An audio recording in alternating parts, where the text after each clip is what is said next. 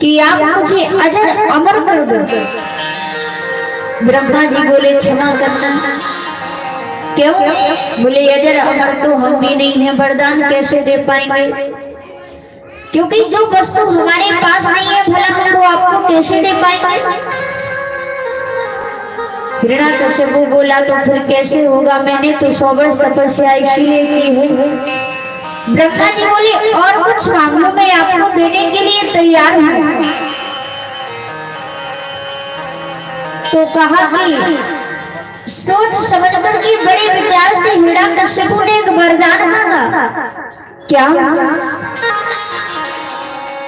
कि कुछ यद की नहीं थोड़ा दे दो, कुछ अधिक नहीं चाहिए मुझे, कुछ यद की नहीं थोड़ा दे दो, कि ऊपर न मरूं नीचे न मरूं, ऊपर न मरूं नीचे न मरूं।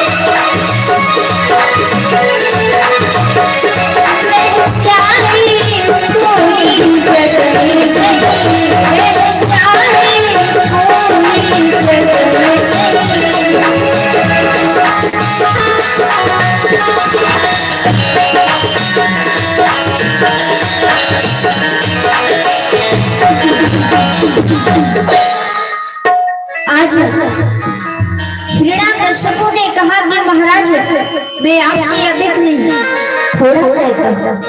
क्या? हिरण्याकश्यपु वरदान मांगने लगा। कहा कि प्रभु ना मैं अंदर मरूं ना बाहर मरूं, ना मैं दिन में मरूं ना मैं रात में मरूं, ना हथियार से मरूं ना तलवार से मरूं, और कहा कि मैं 12 महीने में ना मरूं ना नर से मरूं ना मैं पशु से मरूं, यानी कि संसार में ऐसी कोई जगह नहीं रह जाए कि जहां पर मेरा अंत हो। ब्रह्मा जी बोले ऐसा ही होगा। हिरण्याकश्यपु इतना प्रसन्न हो गया, मन में विचार करने लगा कि अरे अब तो मैं अजर अमर हो गया, क्योंकि संसार में मुझे कोई मार नहीं सकता है। और जैसे हिरण्याकश्यपु पहुंचा, बड़ा उत्पात मचाने लगा। सभी हिरण्याकश्यपु के अत्याचार से बड़े परेशान हो गए। कहा कि हिरण्याकश्यपु के 4 पुत्र थे, जिसमें से छोटे पुत्र का नाम था प्रहलाद। परीक्षित ने प्रश्न कर दिया, बोले महाराज एक बात बताइए, प्रहलाद संस्कारी कैसे हो गया? क्योंकि राक्षस के घर में जन्म हुआ तो राक्षसी प्रवृत्ति के होना चाहिए। तो कहा कि जब प्रहलाद का गर्भाधान हुआ, हिरण्याकश्यप तपस्या करने के लिए गया और इंद्र महाराज ने देखा कि कयादि के घर में हिरण्याकश्यप का वीर का पालन हो रहा है, तो उसने मन में विचार किया कि जब हिरण्याकश्यप इतना बलवान है तो उसका पुत्र कितना बलवान होगा। इसलिए हाथ में तलवार लेकर के वो कयादु को मारने के लिए आया। नारद जी ने आकर के इंद्र से कहा कि महाराज आप देवताओं के राजा हो, लेकिन आपके कर्म किस प्रकार के हैं? स्त्री पर प्रहार नहीं करना चाहिए, वेद शास्त्र में लिखा गया है। क्योंकि कहते हैं इंद्र देवताओं का राजा था, पर उसके जो कर्तव्य थे वो एकदम से देवताओं से विपरीत थे। कि ऊंच निवास नीचे कर तू,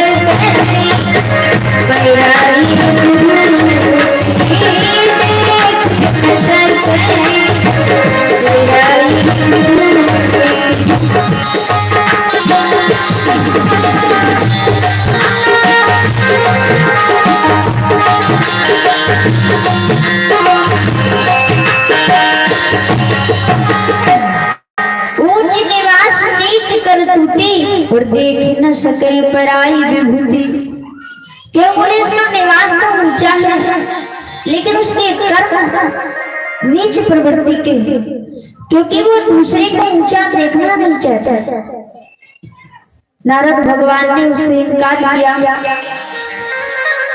कयादु को लेकर के अपने आश्रम पर पहुंचे, कुछ समय अपने आश्रम पे रखा, लेकिन समय आने पर उनके घर वापस लौटा करके भगवान का पूजन करने के लिए चले गए। प्रहलाद जी का जन्म हुआ। हिरण्याकश्यप आकर के राज निवास करने लगा। एक दिन की बात है,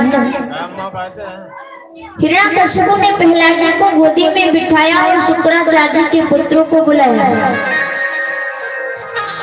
चंद्रवर्ग से कहा कि आप मेरे पुत्रों को विद्या का अध्ययन कराएंगे।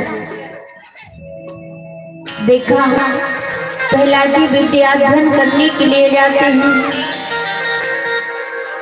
एक दिन नगर में प्रवेश किया तो देखा कि एक वृद्धा नेत्रों में आंसू लेकर के रो रही है। माँ से पूछा कि आप रो रही हो, भगवान का नाम ले रही हो, आपको पता है कि मेरे पिताजी को पता चल जाएगा तो आपके प्राणों का अंत कर देंगे, क्योंकि भगवान का नाम कोई उनके सामने नहीं ले सकता है, क्योंकि हिरण्याकश्यप अपने आप को भगवान मानता है।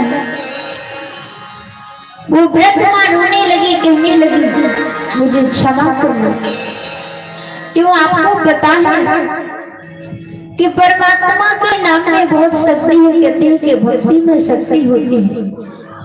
प्रहलाद जी ने कहा तो परमात्मा आपका क्या कर देंगे? कहा कि मेरे बिल्ली के जो छोटे छोटे बच्चे हैं अब लगातार समय धोखे से घड़े में चले गए, इसलिए मुझे लगता है कि उनका अंत ना हो जाए, इसलिए मुझे क्षमा करना।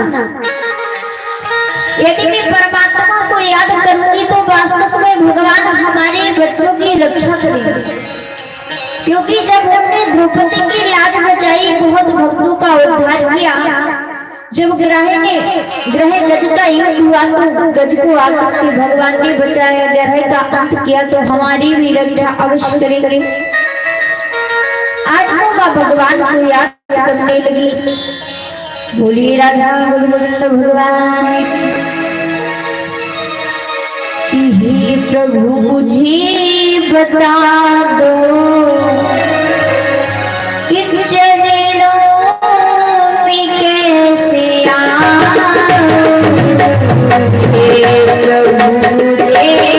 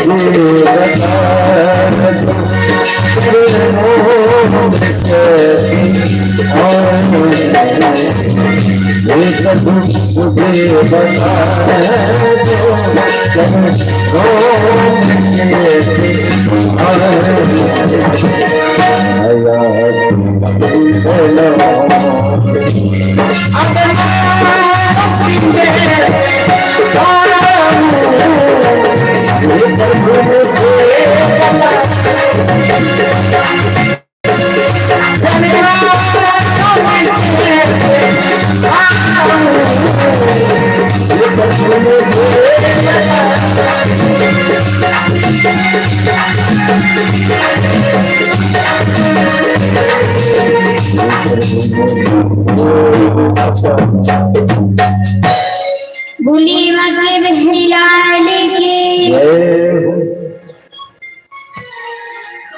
आज हाथ जोड़कर के बड़ा निवेदन किया। भगवान ने देखा कि नेत्रों में आंसू लेकर के वो वृद्ध माँ रो रही है, मुझे पुकार रही है। आज वो जिसने मुझसे आवाज को खोला देखा तो उसमें से बिल्ली के बच्चों की आवाज आ रही है। उसने उठाया, प्रहलाद जी से कहा कि देखिए परमात्मा ने मेरे ऊपर कृपा कर दी है। प्रहलाद जी ने देखा कि भगवान के नाम में शक्ति है। उसी समय से परमात्मा का चिंतन करने लगे। दूसरे दिन जब प्रहलाद जी विद्यालय में गए तो सारे कक्ष दिमाग में भगवान का नाम रख दिया। बच्चों से कहने लगे सबसे बड़ी भक्ति है परम पिता परमात्मा की। शुक्राचार्य के पुत्र ने मन में विचार किया कि राक्षस का पुत्र यदि हिरण्यकशिपु को पता चल गया कि मेरा पुत्र भगवान का नाम का स्मरण करता है तो वो मेरे प्राणों का अंत कर देगा। तो प्रहलाद जी को लेकर के पहुंचे, कहा कि राजन मुझे क्षमा करना क्यों? बोले जो आपका पुत्र है वो परमात्मा का स्मरण करता है। प्रहलाद जी को बिठा करके हिरण्याकश्यपु ने पूछा कि बेटा आपको इस नाम का उच्चारण किसने करवाया? प्रहलाद जी ने कहा कि मुझे पता तो नहीं है पर मैं भगवान का नाम जरूर जानता हूं। क्यों? बोले इसलिए क्योंकि वो परमपिता परमात्मा है। आपने धन दौलत के चक्कर में राजा बनकर के अपने आप को भगवान समझ लिया। पिताजी आपके हृदय में अहंकार है। हिरण्याकश्यपु ने बहुत समझाया लेकिन प्रहलाद जी ने भगवान के नाम को नहीं छोड़ा। उसने क्रोध में आकर के अपनी पत्नी कयाधु को बुलाया, कहा कि जाओ इसे विष का प्याला दे दो जिससे इसका अंत हो जाएगा। और जब उसको विष का प्याला दिया गया तो आज हंसते मुस्कुराते हुए प्रहलाद जी ने उस विष का पान किया।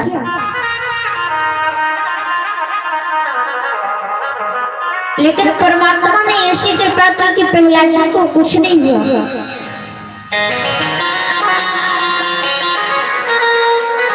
हाथियों से कुचलवाया प्रहलाद जी को लेकिन प्रहलाद जी को कुछ नहीं हुआ क्योंकि परमात्मा की कृपा। और कहते भी हैं जिस पर भगवान की कृपा होती है भला संसार के व्यक्ति उसका कुछ कर सकते हैं, कुछ बिगाड़ सकते हैं नहीं। कहते हैं कि जाको राखे साइया सो मार सके ना कोई, बाली नवा का कर सके सो चाहे जग बेरी हो।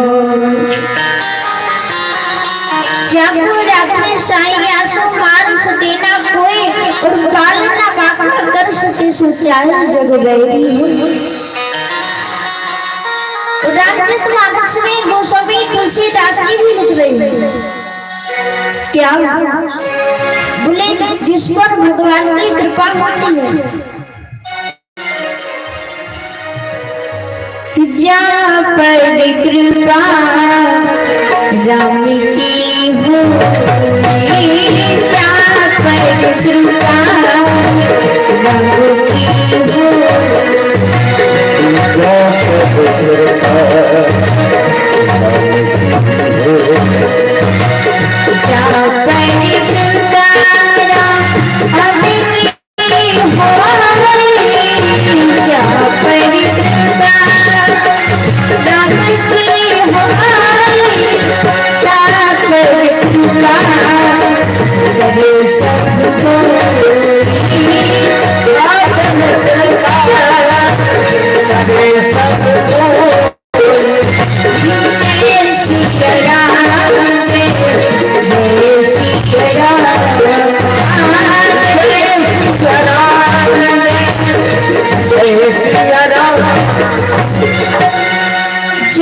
कृपा राम की हुई जो तापर कृपा करे सब कोई।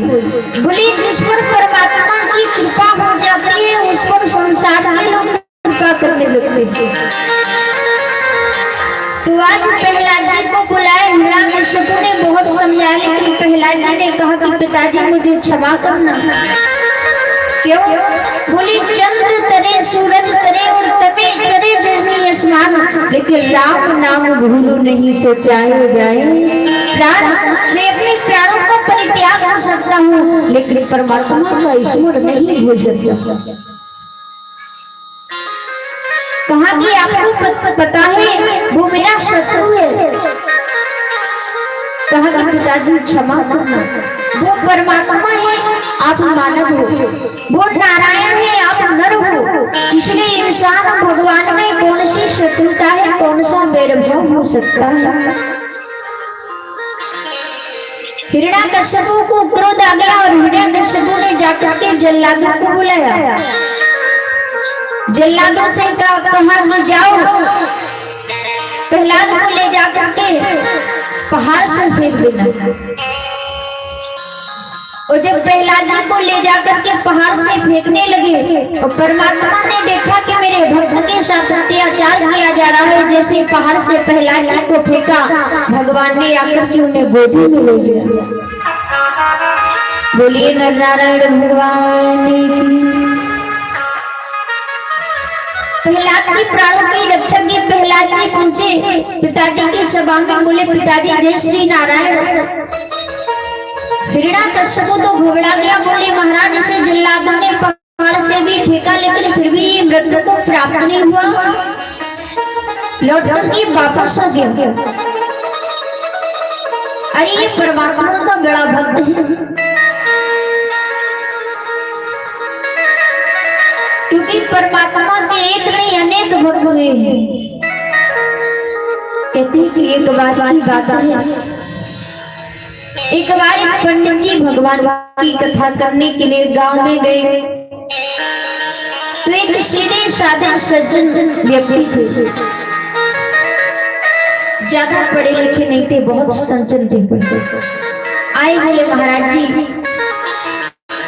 मैं आपका शिष्य बनना चाहता हूँ, क्योंकि मैं आपकी कथा को सुनकर के बड़ा प्रसन्न हूँ। महाराज जी ने मन में विचार किया कि इसकी अति इच्छा है तो इसको गुरु दीक्षा देना भी उचित है। उसे गुरु दीक्षा दी। कहा कि एक बात बताइए गुरुजी, ऐसा कोई सरल सा नाम बताइए जिसका मैं जाप कर सकूं।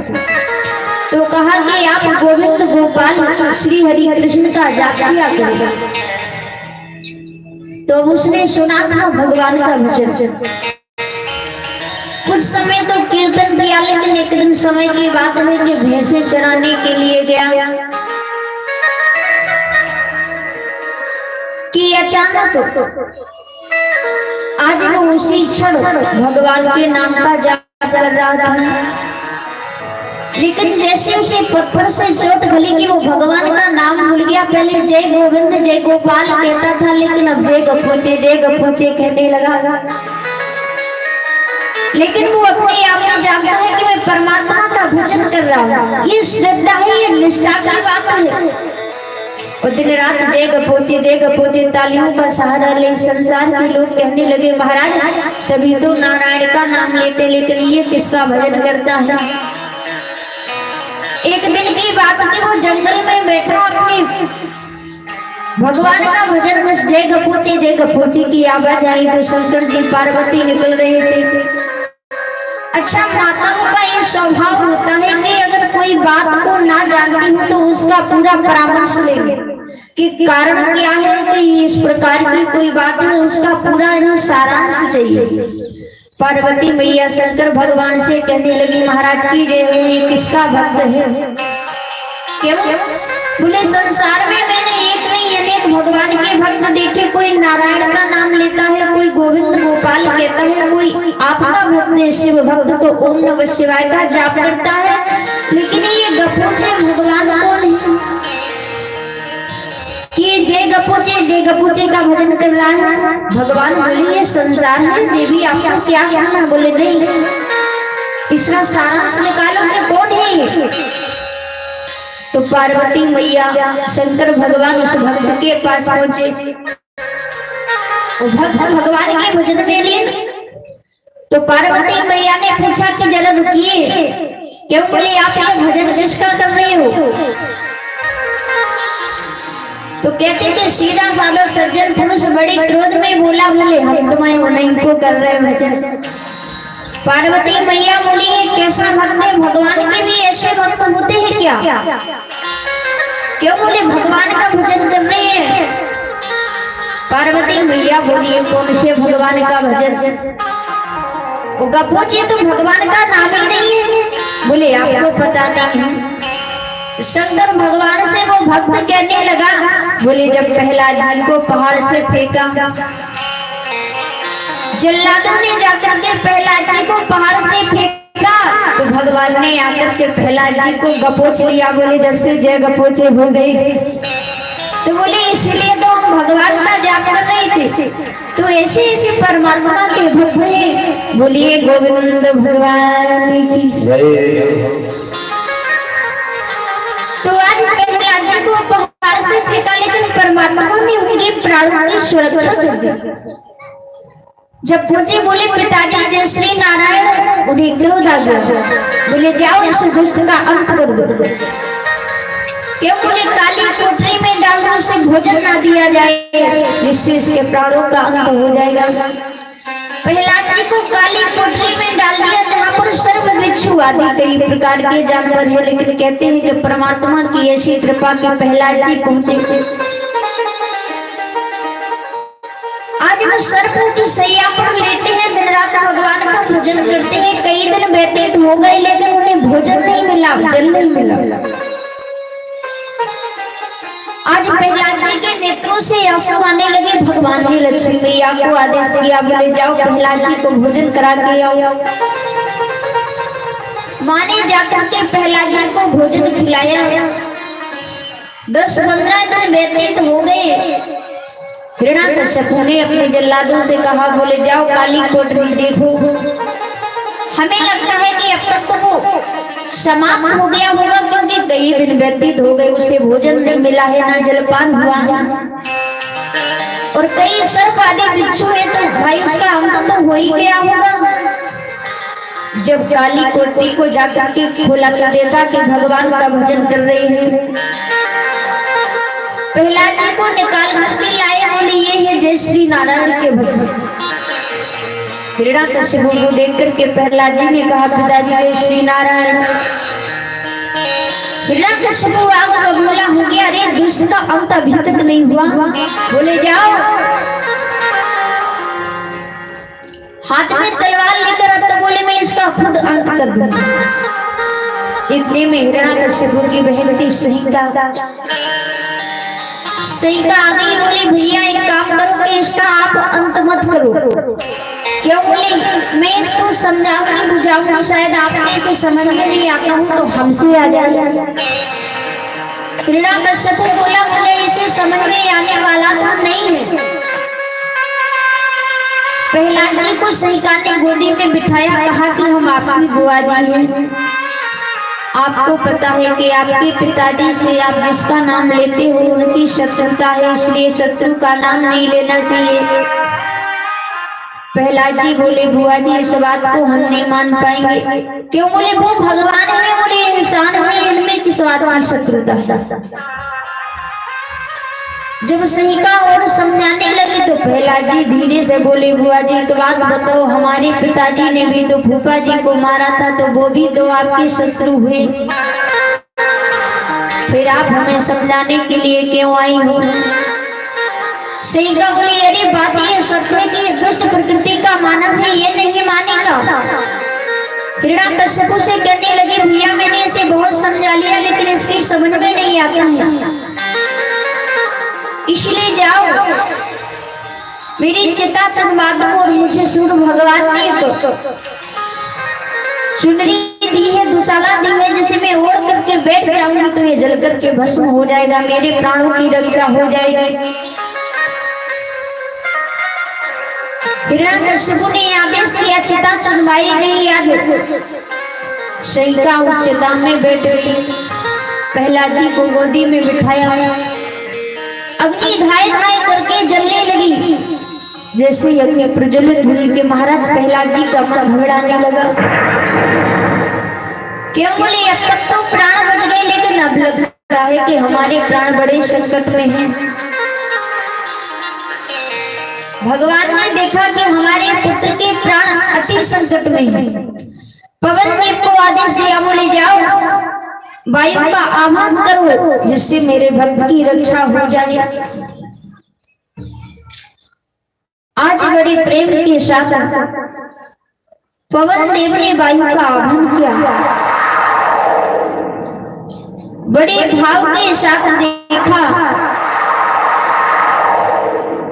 कि प्रहलाद जी ने दोनों नेत्र बंद कर लिए, भगवान को याद कर रहे हैं। जैसे ही वायु का आगमन हुआ तो सईका के ऊपर से होकर के वो दुशाला प्रहलाद जी के ऊपर पहुंची, तो देखा कि प्रहलाद जी की रक्षा हो गई, लेकिन बुआ जल करके हो गई, छुआ जल करके भस्म हो गई। जैसे ही जल करके भस्म हुई, हिरण्याकश्यपु के पास पहुंचे, बोले महाराज की जय हो। क्या है? बोले आपको पता नहीं इस बात का कि प्रहलाद जी का तो अंत नहीं हुआ है, पर लेकिन आपकी बहन का अंत हो गया है। वो भगवान का भक्त है। तो कहते हैं कि देवताओं ने देखा तो सहिका का उद्धार हो गया, जल करके भस्म हो गई। उसी समय सहिका का नाम पड़ गया होलिका। आज भी होली का उत्सव मनाया जाता है। क्यों बोले दैत्यों को क्रोध आया, देवताओं को खुशी हुई तो रंग और गुलाल की बरसात की, और जब दैत्यों को क्रोध आया तो कीचड़ और पत्थर की बरसात आई। तो आज जो भी देवता होते हैं वो रंग और गुलाल की होलियां खेलते हैं, और जो दैत्य होते हैं वो आज भी गांव की सारी नालियां साफ कर देते हैं। बोलिए राधा गोविंद भगवान की जय। तो अब तो हिरण्याकश्यप को इतना क्रोध आया, प्रहलाद जी ने हाथ जोड़ करके कहा पिताजी जय श्री नारायण। अरे बोला मैं तेरे भगवान को देखता हूँ, तेरे परमात्मा को देखता हूँ, तेरा कैसा भगवान है, कैसा नारायण है। बोले अग्नि में लाल लोहे के खंभे को गर्म करवाया। प्रहलाद जी से उस खंभे से कहा कि देख इस खंभे में भी क्या तेरे परमात्मा है, भगवान है। प्रहलाद जी हाथ जोड़ करके कहने लगे, उस खंभे को देख करके कुछ क्षण घबराए, क्योंकि मन में विचार किया कि उस खंभे से मेरे प्राण नहीं बच पाएंगे। भगवान ने मन में विचार किया कि मेरे लाज बचाइए, लेकिन अंत समय इसका विश्वास टूट रहा है।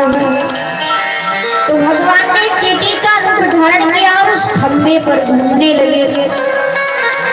तो प्रहलाद जी के मन में एक विचार आया कि जब छोटी सी चींटी का अंत नहीं हो सकता है तो मैं तो मानव और मानवता कहीं ये कुछ बिगाड़ पाऊंगा। प्रहलाद जी बोले इस खंभे में मेरे भगवान है, इस खंभे में भी तेरे भगवान है। हाँ, बड़ा आश्चर्य हुआ। हाथ में तलवार ली, बोले इस तलवार में तो नहीं है तेरे भगवान, यदि इस खंभे में कोई बात नहीं है।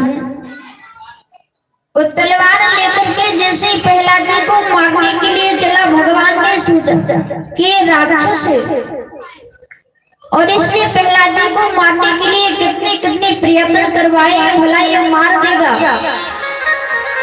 उसी क्षण भगवान ने नर और सिंह का रूप धारण किया और उस लोहे के खंभे को फाड़ करके उत्पन्न हो गए। बोलिए नरसिंह भगवान। नरसिंह भगवान के क्रोध को देख करके सभी देवता घबरा रहे, क्योंकि बोले आज परमपिता परमात्मा को बड़ा क्रोध है। और भगवान ने जैसे हिरण्याकश्यप को देखा तो जिस प्रकार से बालक के गेंद को उछाल देता है, उसी प्रकार से भगवान ने हिरण्याकश्यप को गेंद की तरह उछाला और उसे हाथों में ले लिया। हिरण्याकश्यप ने भगवान को देखा तो प्रहलाद से कहने लगा, रे यही है तेरा भगवान। भगवान ने उसे ले जाकर के घर के चौखट के बीच में बैठ करके उसे अपनी जंघाओं पर लिटाया। हिरण्याकश्यप से कहने लगे, देख आज तेरा अंतिम दिन है। हिरण्याकश्यप हंसने लगा, बोले वाह, हमें तो परमपिता परमात्मा ने वरदान दिया है, ब्रह्मा जी ने, कि हम तो अजर अमर हैं। कैसे? बोले संसार में कोई मार ही नहीं सकता।